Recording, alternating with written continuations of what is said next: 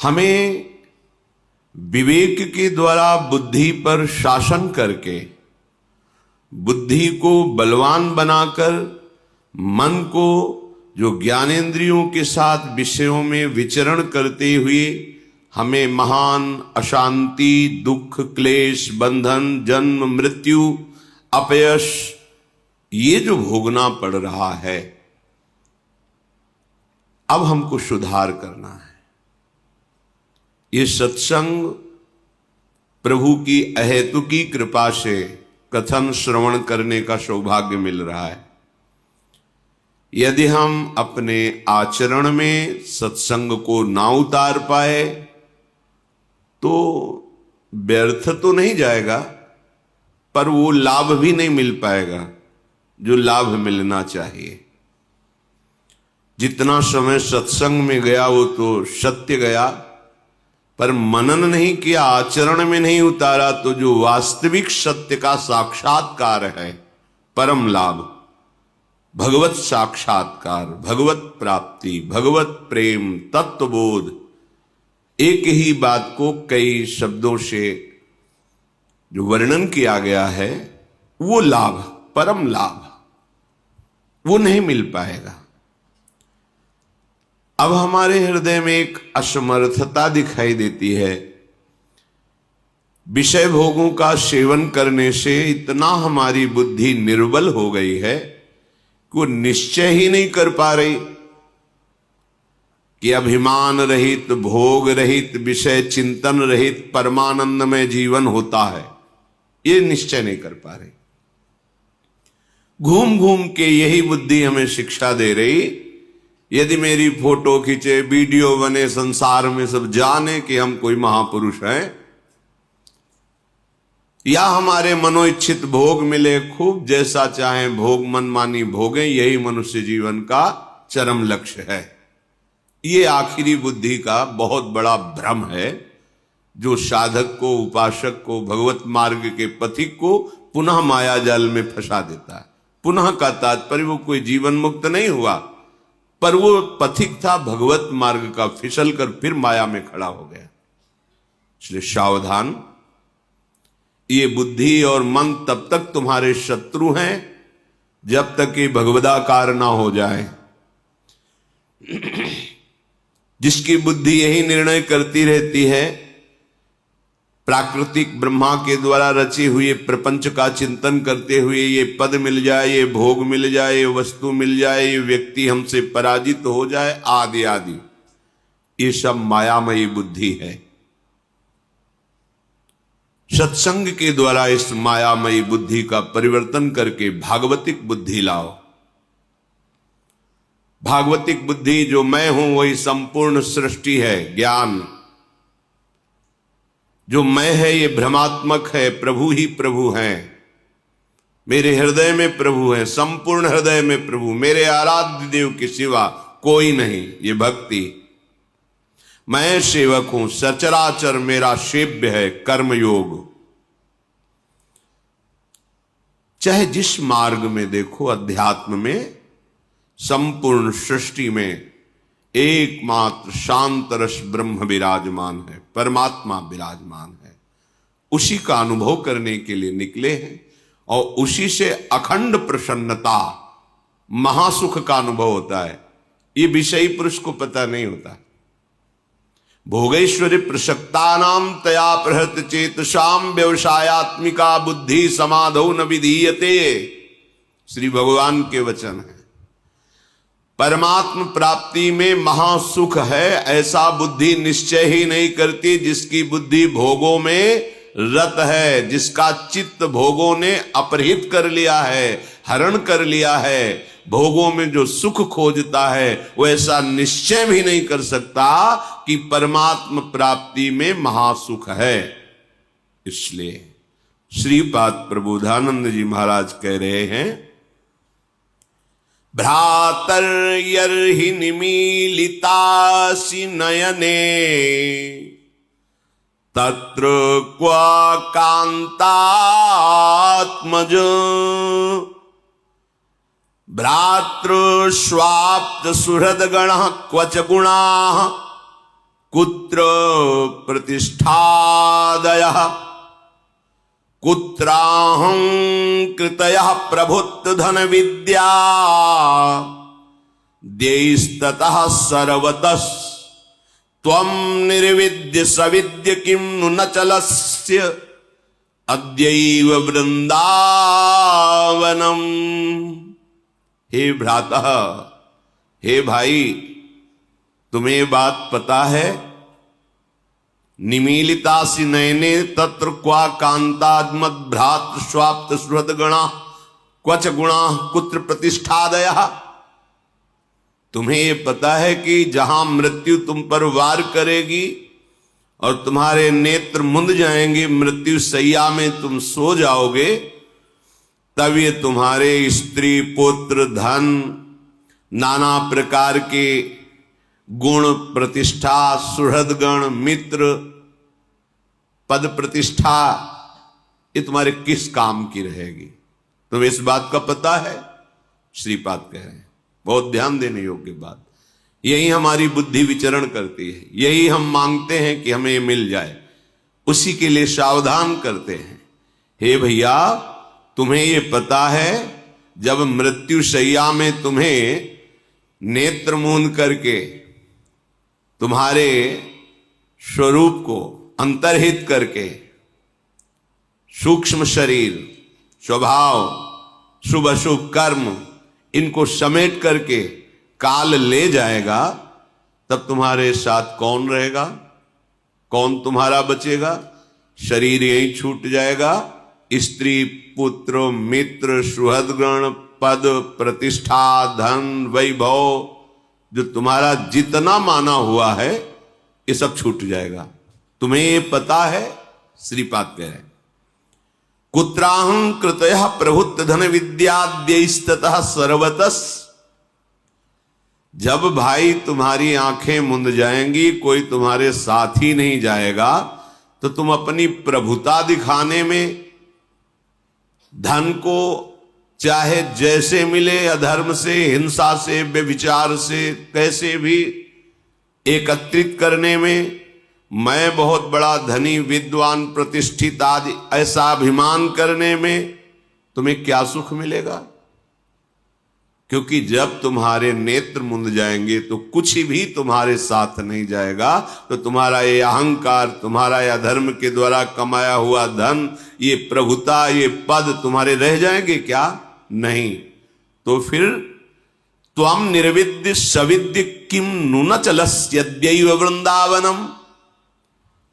फिर तुम वृंदावन की तरफ क्यों नहीं चल देते हो? क्योंकि ये तुम्हारे पास जो कुछ भी जितना है सब नाशवान है, आंख मूंदते ही छूट जाएगा। तो वृंदावन में चलने से क्या होगा?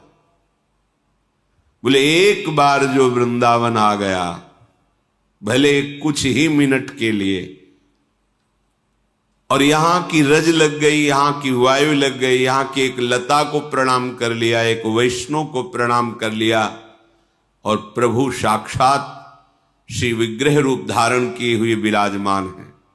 सच्ची मानिएगा, ये राधा वल्लभ लाल जो, बिहारी जो महाराज, राधा रमन जो लाल, ये साक्षात कहने में भी संकोच होता है। ये प्रिया प्रीतम स्वयं प्रकट है, ये किसी कारीगर की रचना नहीं।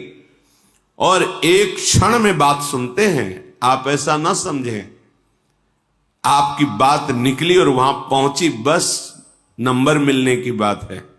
नंबर मिल जाए, नंबर मिल जाना आर्त भाव से विश्वास करके कि प्रभु सामने विराजमान है। हम स्वयं के एक अनुभव की बात बताते हैं। सन्यास वेश में थे, सबसे पहला जब बिहारी जी का दर्शन हुआ, बाहर से कोई आता है तो बिहारी जी ही बाहर आकर्षित करते, बांके बिहारी लाल। तो सबसे पहला वृंदावन में दर्शन बांके बिहारी लाल का हुआ। जे ही दर्शन हुए तो अब तो प्रभु हैं साक्षात, हृदय में विकलता हुई, क्या स्तुति करूं, अकिंचन भिक्षुक, क्या रिझाऊं, क्या समर्पित करूं, बस विकलता। दौड़ करके चढ़ गए और समीप से दर्शन किए। तो देखा किसी को माला मिल रहा है, किसी को भोग प्रसाद मिल रहा है, तो आंख में आंख मिलाई और कहा महाराज अगर इतना किनका मिल जाता तो हृदय में तृप्ति का अनुभव होता, आपकी जूठन मिल जाती है। ऐसे मन है, अब इसके लिए नहीं ललचाएगा तो और किसके लिए ललचाएगा। स्वामी सामने हैं और प्रसाद मिल ही रहा है सबको। मन से ऐसे है कि आप तो सत्य कहते हैं, सत्य इसलिए कि आपको विश्वास, इतना हृदय में आया और पीछे हमारे पीठ में हाथ आया है, ऐसे पीछे उतर बाबा, और एक कमल की माला और दोना भर प्रसाद। और बाबा वो गद्दी में बैठते हैं, रोज वहां से प्रसाद ले लिया था। ये बात तो कोई नहीं जान रहा था बिहारी जी के सिवा, हमने मुख से नहीं बोला था, हृदय से बोला। एक बात की पूर्णता हुई और पीछे प्रसाद, साक्षात प्रभु विराजमान। एक बार इनको प्रणाम कर लिया, भावुकता की बात नहीं कहता, तस्मात् शास्त्रम प्रमाणम। एकोपि कृष्ण कृतः प्रणामो दशाश्वमेधा भृतेन तुल्य दशाश्वमेधी पुनरेपि जन्मो कृष्ण प्रणामी न पुनर्भवाय। शास्त्र प्रमाणित बात, केवल भावुकता की नहीं कि आपकी भावुकता एक बार बिहारी जी को प्रणाम कर ले, राधा वल्लभ जी को प्रणाम कर ले तो उसका पुनर्जन्म नहीं होगा, ये भावुकता की बात नहीं, शास्त्र प्रमाणित। एक बार हमारे प्राण प्रीतम श्री कृष्ण को कोई प्रणाम कर दे, साष्टांग पंचांग, एकोपि कृष्ण कृतः प्रणामो, तो दशाश्वमेधा व्रतेन तुल्य, 10 अश्वमेध यज्ञ के अवभृत स्नान का उसको फल प्राप्त होता है। पर 10 अश्वमेध यज्ञ के अवभृत स्नान करने वाला और श्री कृष्ण को साष्टांग प्रणाम करने वाले में अंतर है। क्या अंतर है? वो यज्ञ करने वाला पुण्य लोकों में जाएगा और पुण्य भोग कर मृत्यु लोके विशंति, पर कृष्ण प्रणामी न पुनर्भवाए। एक बार जिसने हृदय से भरकर त्राहिमाम प्रभु श्री कृष्ण को प्रणाम कर दिया, दशाश्वमेधी पुनरेपि जन्मो, पर कृष्ण प्रणामी न पुनर्भवाए।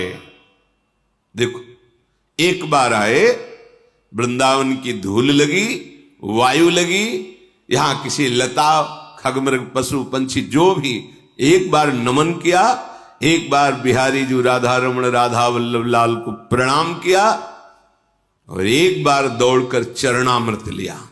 अकाल मृत्यु हरणम सर्व व्याधि विनाशनम श्री कृष्ण पादोदकम पीत्वा पुनर्जन्म न विद्यते। एक बार चरणामृत लिया, एक बार जोर से बोले जय जय श्री राधे। अब जाओ, त्रिभुवन में त्रिकाल में तुम्हारा कोई नाश नहीं कर सकता। ये अक्षुण्ण मिनट, ये प्रणाम, ये यहां की रजकण का स्पर्श, किसी की यम की भी ताकत नहीं कि तुम्हें दंड दे सके।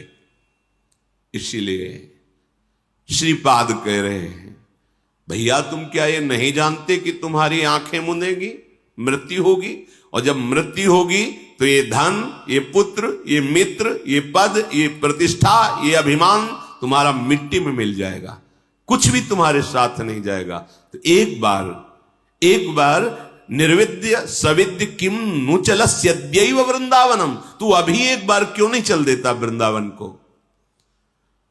बोले कैसे चले, ये परिवार के जो लोग हैं ना ये नहीं आने देते।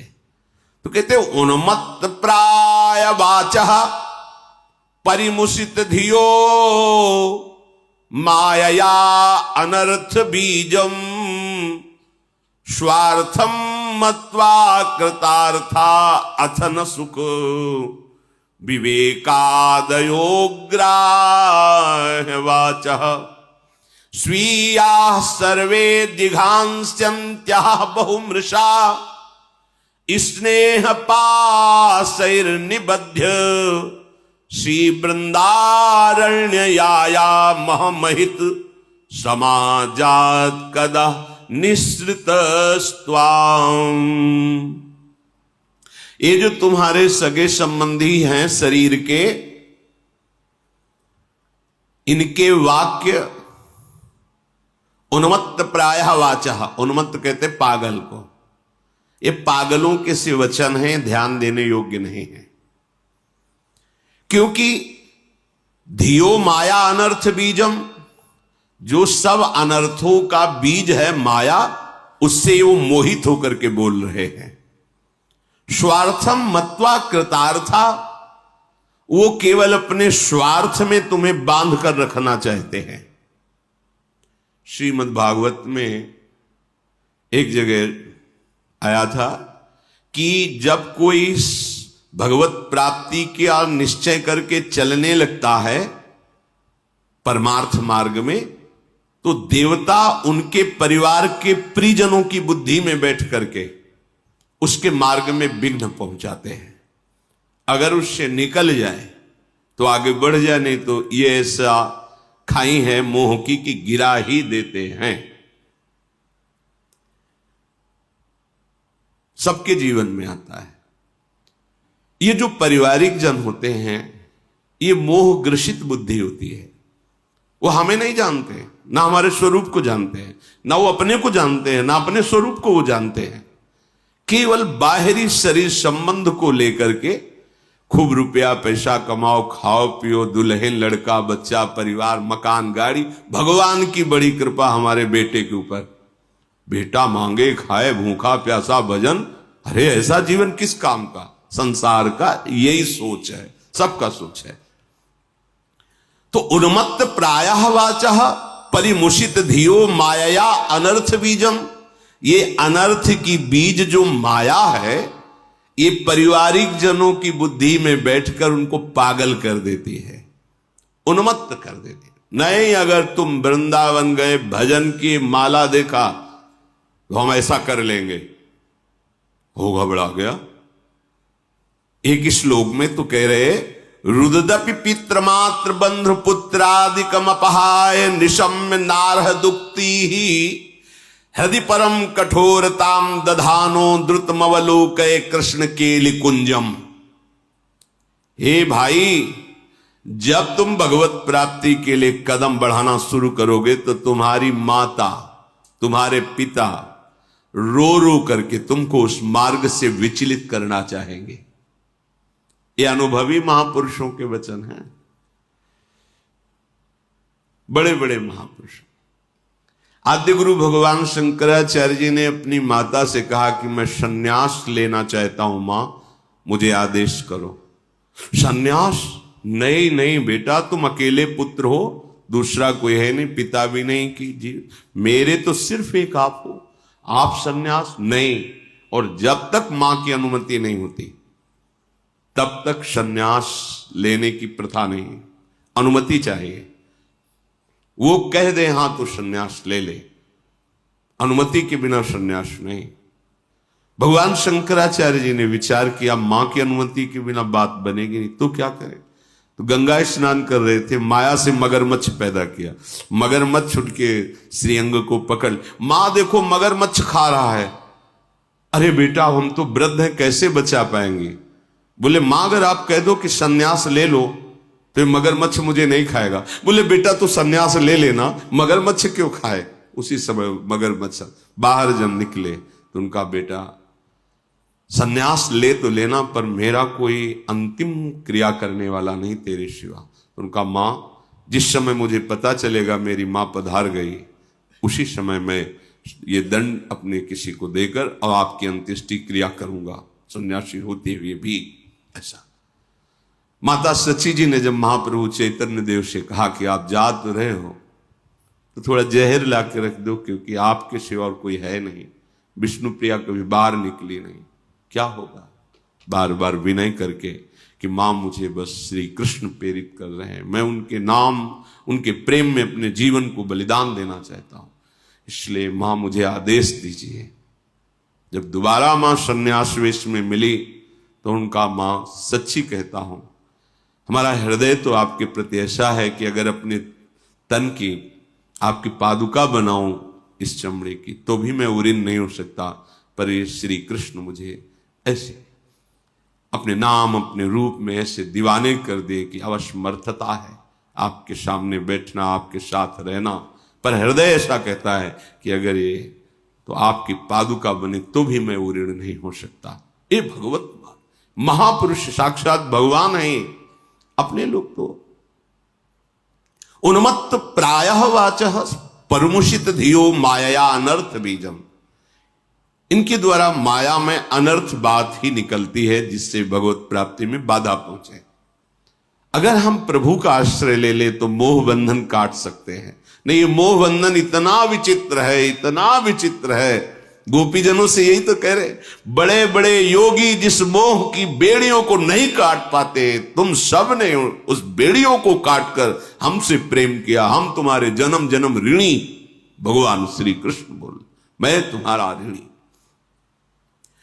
रुददपि पित्र मात्र बंधु पुत्रादिक मपहाय निशम्य नारह दुक्ति।